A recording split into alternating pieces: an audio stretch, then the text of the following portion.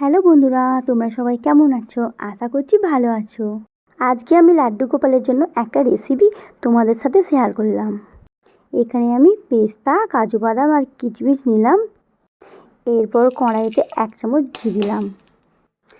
ঘি গরম হবার পর আমি এতে পেস্তা দিলাম। পেস্তাগুলো কিছুক্ষণ নাড়িয়ে তারপর এর সাথে আমি কাজু বাদাম দিয়ে ভেজে নিলাম। দুটোই কিন্তু লাল লাল হয়ে এসেছে। এরপর এটা আমি তুলে নেব। তারপর ঘি দিয়ে কিচমিচটা ভেজে তুলে রাখবো।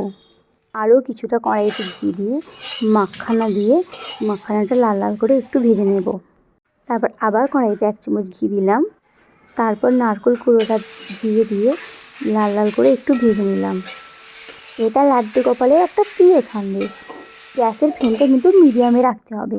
তারপর মিক্সিতে কাজু বাদাম, পেস্তা, কিচমিচ আর মাখানা দিয়ে পেস্ট তৈরি করে নিলাম। ওটা ভাজা নারকেলও আমি মিক্সিতে দিয়ে পেস্ট করলাম। এরপর কড়াইতে 1 চামচ ঘি দিয়ে আর একটু তার সাথে গরম মশলা দিলাম। গরম মশলাটা একটু ভাজা হয়ে যাওয়ার পর পরিমাণ মতো আমি তাতে গুড় দিয়ে দিলাম। এটা 3-4 মিনিট ধরে নাড়তে থাকলাম। গ্যাসটা মিডিয়াম ফ্লেমে রাখতে হবে। কাজু বাদাম, পেস্তা, মাখানা পেস্ট করা হয়ে গেছে। এখানে নারকেলের পেস্টটা আর ড্রাই ফ্রুটের পেস্টটা একসাথে মিশিয়ে নিলাম। তারপর সব কিছু কড়াইতে দিয়ে দিলাম। আরও 3 মিনিট গুড়ের সাথে নাড়াচাড়া করে নিলাম। দেখো ঠিক এরকম হবে, তখন তোমাকে নামিয়ে দিতে হবে। তারপরে এটা আমি একটা পাত্রে তুলে এর সঙ্গে কিচমিচ, ড্রাই ফ্রুটস আর নারকেল অ্যাড করে দিলাম। হয়ে গেল আমার লাড্ডু গোপালের জন্য সন্দেশ।